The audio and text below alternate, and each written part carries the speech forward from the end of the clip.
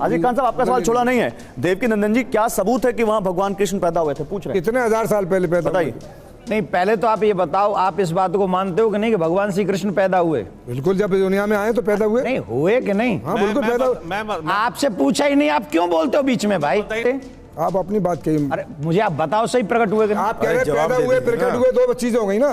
पैदा होना प्रकट होना दोनों अलग अलग। मैं बताता हूँ, भगवान कभी पैदा नहीं होते, भगवान हमेशा प्रकट होते हैं। पिक्चर की बात मत अरे थे और ये कहते थे ये काल्पनिक बातें हैं, इसमें सत्यता नहीं है। इसलिए मेरा निवेदन है, कौन क्या कहते थे? अस्सलाम वालेकुम एवरीवन। जब पंडित देवकी नंदन से पूछा जाता है कि श्री कृष्ण कहाँ पैदा हुए थे और कब पैदा हुए थे, तो इस पर पंडित देवकी नंदन कभी तो श्री कृष्ण को पैदा होने का बोलते हैं तो कभी प्रकट होने का बोलते हैं। इस पर सवाल खड़ा हो जाता है कि पैदा होना और प्रकट होना दोनों ही अलग अलग चीजें हैं। लेकिन आप यहाँ पर पंडित अनिरुद्धाचार्य से श्री कृष्ण के बारे में सुन सकते हैं कि वो क्या कह रहे हैं। हाजी खान साहब, आपका सवाल छोड़ा नहीं है। देवकी नंदन जी, क्या सबूत है कि वहाँ भगवान कृष्ण पैदा हुए थे? पूछ रहे हैं। कितने हजार साल पहले पैदा? बताइए।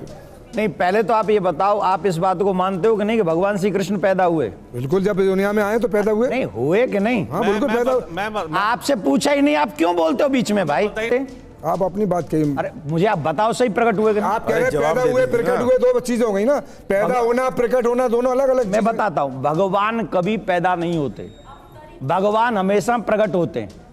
भगवान श्री कृष्ण कंस की कारागार में अष्टभुजा रूप में वहां पर प्रकट हुए, देवकी वसुदेव के सामने प्रकट हुए हैं और 5,500 वर्ष पहले प्रकट हुए, द्वापर युग के अंत में प्रकट हुए। अभी कलयुग चल रहा है, कलयुग का प्रथम चरण चल रहा है और प्रथम चरण से पूर्व में जब द्वापर युग एंड होने वाला था तब भगवान श्री कृष्ण 5,500 वर्ष पहले प्रकट हुए, देवकी के सामने, वसुदेव के सामने चतुर्भुजी रूप में प्रकट हुए। और जहां आज आपकी ईदगाह है वही कंस का वो कारागार था जहां देवकी और वसुदेव को। अच्छा, दुनिया का बच्चा पैदा होता है तो रोता है, पर भगवान पैदा हुए तो देखो पिताजी से बात कर रहे हैं। ऐसा बच्चा देखा है कहीं? 4 हाथों का और पैदा होए तो रोए नहीं, बातें कर रहा है। पिताजी वसुदेव जी को भगवान ने कहा हमें गोकुल छोड़ के आओ। लो, ऐसा कौन बच्चा होगा पैदा होते ही पिता से कहे हमें छोड़ के आ जाओ? इनकी आस्था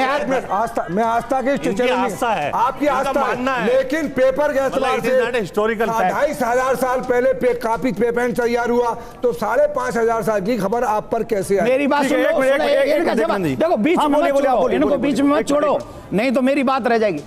आपने कभी भागवत का अध्ययन किया है? भागवत पढ़ी आपने कभी? नहीं पढ़ी।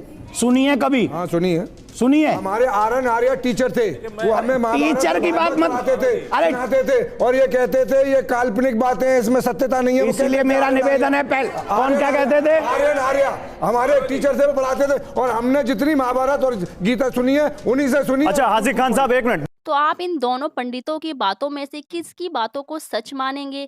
लेकिन सच तो ये है कि इस दुनिया में जो भी इंसान आता है वो पैदा ही होता है। हमारे जितने भी अंबिया अस्सलाम आए हैं वो भी पैदा हुए हैं और दुनिया में पैदा हुए इंसान को भगवान नहीं कह सकते। सबका भगवान, सबका मालिक एक है, जो ना किसी से जन्मा है ना ही उसने किसी को जन्म दिया है। वो हर बुराई से पाक है। लेकिन आज लोग इंसानों को ही भगवान बना दे रहे हैं, जिसका कोई भी प्रमाण नहीं है, बस इनकी किताबों में ही कहानियां हैं। आप जाके भगवत गीता को अर्थ के साथ पढ़ लें, तब आपको पता चलेगा कि ये भगवान है कि कोई और। लोगों को बुरा तो जल्दी लगता है लेकिन सच जानने की कोशिश नहीं करते हैं। जो उनके धर्म गुरुओं ने उनको पाठ पढ़ा दिया उसी पर यकीन कर लेते हैं। खैर, अल्लाह ताला सभी को हक समझने की तौफीक दे। तो ये वीडियो आपको पसंद आई हो तो प्लीज एक लाइक जरूर कर दीजिएगा और साथ में चैनल को भी सब्सक्राइब कर लीजिएगा।